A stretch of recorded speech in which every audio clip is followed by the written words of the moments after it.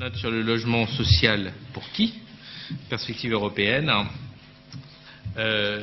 C'est une note qui, en fait, procède d'un colloque qu'on a organisé le 20 janvier dernier à Sciences Po, avec la délégation interministérielle à l'hébergement et à l'accès au logement. Enfin, c'est d'ailleurs plutôt eux qui l'organisaient avec nous que le contraire, qui portait sur une comparaison, enfin, une analyse de la situation européenne actuelle en matière de logement social qui est intéressante parce que, notamment à la faveur d'un certain nombre de contentieux récents, je ne sais pas s'il faut dire à la faveur, mais à l'occasion d'un certain nombre de contentieux récents, a conduit un certain nombre de pays européens à s'interroger sur leur approche du logement social. Et donc ça nous est paru intéressant à la lumière de ce regard européen, de se pencher à nouveau sur la situation française, d'abord en nous posant la même question que se posent nos voisins, à qui est destiné le logement social, et puis ensuite évidemment en étant le plus concret et opérationnel possible, comme on essaie toujours de l'être, pour voir qu'est-ce qui marche et qu'est-ce qui ne marche pas dans notre système. Alors, première question, la cible du logement social, qui est vraiment la question au cœur de ces débats européens. C'est intéressant de voir que différents pays ont des approches très différentes. C'est ce qu'on observe par exemple quand on regarde le pourcentage de logement social dans le total des logements. 8% en Irlande, 17% en France, 35% aux Pays-Bas. On voit que c'est des modèles assez différents sur qui a vocation à se trouver dans le logement social et à qui est-ce que c'est destiné. Deuxièmement, la Commission européenne a adopté une ligne claire qui est que le logement social, compte tenu des aides qui sont attribuées à ce secteur du logement, doit être ciblé sur les personnes les plus défavorisées. C'est la contrepartie des aides, ce qui a bousculé les pays dans lesquels le logement social est potentiellement destiné à l'ensemble de la population, comme les Pays-Bas et la Suède. Et nous nous conduit par contre-coup à nous interroger sur la situation de la France, qui d'ailleurs est une situation qui a pas mal changé, avec en particulier la loi du 5 mars 2007 sur le droit au logement opposable et la refondation du dispositif d'hébergement et d'accès au logement, présenté en novembre 2009 par Benoît Apparu, qui est fondée sur l'idée, comme vous le savez, du logement d'abord, c'est-à-dire l'idée que les personnes qui sont en capacité d'accéder au logement doivent être immédiatement orientées vers ce logement, pour trouver le bon équilibre entre, cette fois, le logement social et l'accueil d'urgence. Alors, c'est les raisons pour lesquelles ça nous est paru intéressant de nous pencher sur ce sujet aujourd'hui. Je vais vous présenter brièvement le contenu de la note. D'abord, en disant deux mots des différentes approches européennes en matière de logement social et des particularités de la situation française. Et ensuite, en faisant un certain nombre de propositions qui figurent dans la note d'analyse sur comment améliorer notre système actuel. Alors, premier point, la comparaison internationale. En fait, on peut identifier trois conceptions différentes. Une conception qu'on peut appeler résiduelle, où le logement cible vraiment les plus défavorisés, comme au Royaume-Uni ou en Irlande. Une conception à l'inverse universelle, le logement est ouvert à l'ensemble de la population, comme aux Pays-Bas ou en Suède, j'en ai parlé. Et une conception généraliste, qui est un peu intermédiaire, et qui est le cas de la France, où c'est réglementé par des plafonds de ressources, par des critères de priorité. Au-delà de ces différentes conceptions, ce qu'on observe en Europe, notamment sous l'effet de la pression européenne, mais pas seulement, c'est un recentrage du logement social vers les populations les plus fragiles. C'est lié à des orientations nationales, ça peut aussi être une conséquence de la crise économique, et c'est lié aux décisions de la DG Concurrence qui ont conduit à la fois les Pays-Bas et la Suède à réformer en profondeur leur système. Ça a fait l'objet d'un accord entre l'État néerlandais et la Commission en décembre 2009, avec un plafond de revenus, et d'une modification en Suède depuis le 1er janvier 2011, qui a donc modifié l'offre de logement public suite à une plainte déposée par la Fédération européenne de la propriété immobilière. Donc on est vraiment au cœur de l'actualité dans ces deux pays.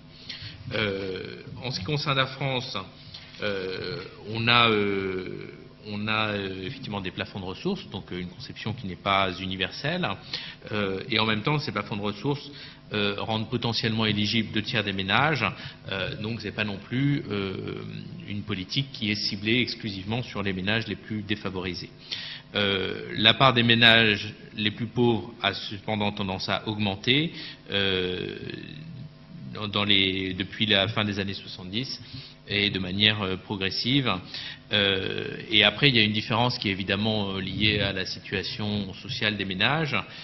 Donc effectivement, c'est de plus en plus plutôt les ménages à bas revenus qui se tournent vers le logement social, mais aussi des spécificités territoriales qui sont évidemment extrêmement fortes entre les territoires tendus, où on observe particulièrement cette évolution, parce que dans ces territoires où la demande est tendue, c'est souvent la seule offre qui est accessible pour ces ménages peu favorisés, par rapport à d'autres où il y a moins de difficultés, où il y a potentiellement moins d'écart entre le logement social et le logement privé. Voilà un peu à très grand trait le panorama européen et la situation française. Et je vais maintenant très rapidement balayer les différentes pistes de propositions qui sont formulées dans la note. Qui porte sur les questions de la mobilité, de l'égalité de traitement et de la transparence, qui nous paraissent les trois fils conducteurs qu'il faut suivre pour toute amélioration du système du logement social. Alors, je pense qu'il faut souligner qu'il y a eu beaucoup de choses de faites. Notamment le formulaire unique mis en place le 1er avril 2011, qui devrait beaucoup contribuer à la transparence et l'efficacité des décisions d'attribution. Mais malgré ces évolutions, il reste un certain nombre de critiques qui portent sur la complexité de la procédure, son opacité, la multiplicité des critères d'attribution, et enfin les freins à la mobilité, qui est sans doute l'un des points les plus importants. Alors, nos propositions, en fait, elles suivent trois axes. La première, comme j'ai dit, c'est de promouvoir la mobilité. Il faut savoir que le taux de rotation a fortement chuté au cours des 10 dernières années. Il est passé de plus de 12% en 1998 à moins de 9% en 2008. Et ça pose un certain nombre de questions parce que effectivement, c'est assez problématique pour toutes sortes de raisons de constater que les systèmes du logement social tels qu'ils fonctionnent aujourd'hui peut parfois être un frein à la mobilité, soit indirectement, simplement parce que quelqu'un qui déménage a du mal à trouver un logement social s'il y a une file d'attente, etc., voire de manière plus directe parce qu'une fois qu'on a trouvé le bon logement dans la bonne ville, on n'a pas envie de remettre en cause un avantage qui finalement a été assez difficile à obtenir, qui a pu prendre du temps. Pour résoudre cette situation, il y a différentes pistes qui existent. Il y a la question des surloyers, il y a le mode de fixation des loyers HLM et il y a l'organisation des mutations internes au parc social. Donc nos propositions portent sur ces trois points. Le premier point, c'est le surloyer. Le surloyer, c'est quelque chose qui existe. Les locataires dont les ressources dépassent de plus de 20% les plafonds de ressources sont assujettis au surloyer, mais en fin de compte, ça ne concerne que 4% des locataires. Donc on pense qu'on pourrait développer un peu cette piste de manière progressive, raisonnable, mais pourrait effectivement inciter un peu plus à la mobilité pour les personnes qui peuvent potentiellement trouver à se loger ailleurs que dans le parc social. La deuxième piste, c'est la fixation des loyers. C'est en quelque sorte le pendant du système de surloyer. Avoir un système de fixation des loyers qui dépendent des revenus des ménages, c'est des choses qui sont déjà en projet de la part de certains bailleurs. Et il nous semble que, notamment en Île-de-France où la situation est la plus tendue, on pourrait avoir une expérimentation autour de cette question, voir les résultats que ça donne, et que ça pourrait potentiellement, là aussi, améliorer la fluidité au sein du parc social. La troisième, c'est la question des mutations internes au parc.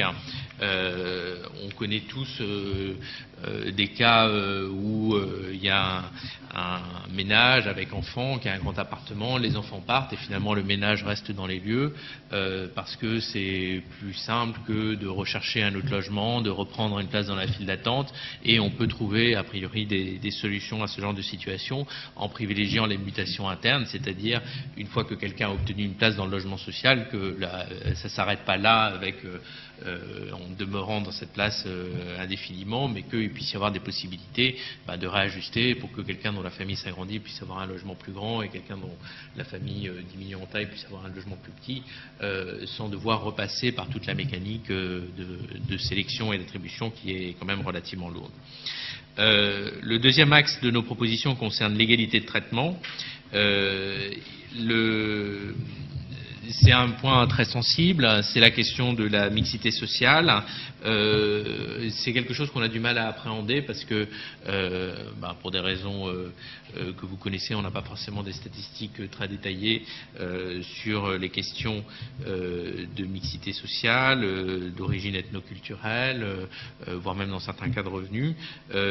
Et donc par rapport à ça, c'est important de prendre des mesures pour améliorer la situation. Alors on en propose deux. La première, c'est de rappeler que la prise en compte de l'origine dans les décisions d'attribution est illégale, et elle est illégale quelle que soit, même avec des bonnes intentions en quelque sorte, même pour promouvoir la mixité sociale. Donc il faut que les attributions se fassent sur des critères transparents, mais en même temps ça ne veut pas dire qu'on ne peut rien faire.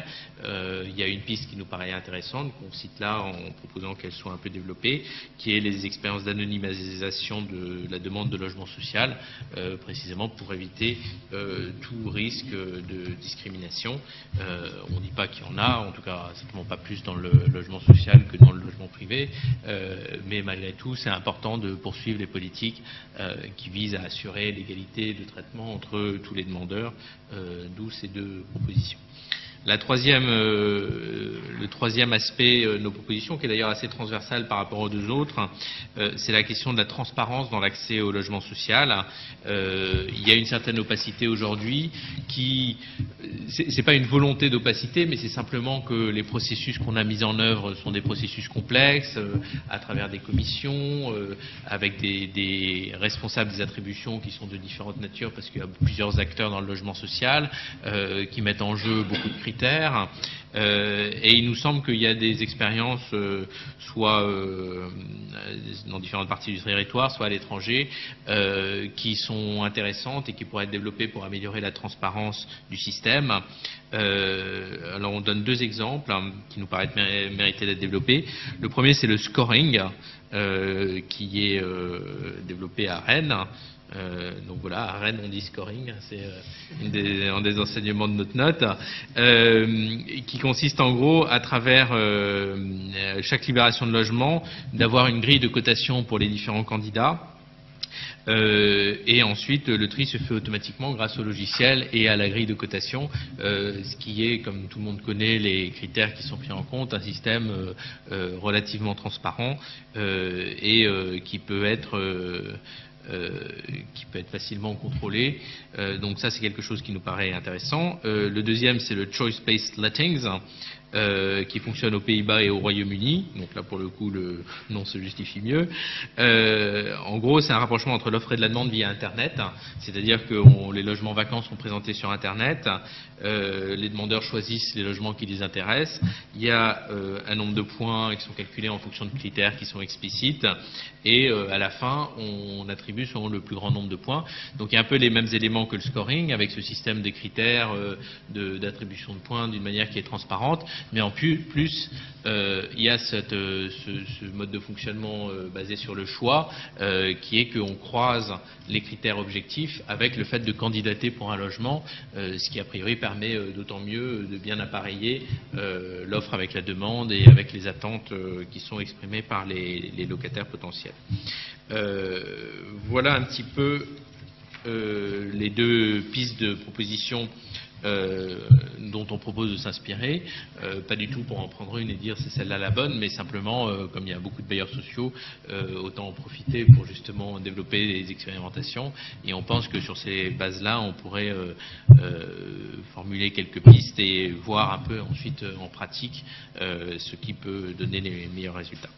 Voilà les différentes pistes qu'on voulait évoquer, avec simplement en conclusion un mot sur les raisons pour lesquelles on s'intéresse au logement. On le fait d'ailleurs de manière continue tout au long de cette année. C'est la deuxième ou troisième note sur le sujet, et il y en aura d'autres à partir de la rentrée. Ça nous paraît important, bon évidemment parce que c'est quelque chose d'une importance considérable pour la qualité de vie des ménages, pour leur pouvoir d'achat, mais en plus c'est parce que ça a des interactions avec d'autres questions, et notamment les questions économiques. On a déjà parlé de la mobilité résidentielle, c'est un point qui nous paraît très important. C'est important d'avoir un système de logement qui ne nuise pas à la mobilité résidentielle, y compris pour des questions d'emploi, par exemple, tout simplement, que ce soit possible de bouger si on a une opportunité d'emploi ailleurs que sur son territoire sans avoir des freins qui sont liés au logement. C'est un point qu'on a déjà évoqué dans d'autres notes du Centre d'analyse stratégique.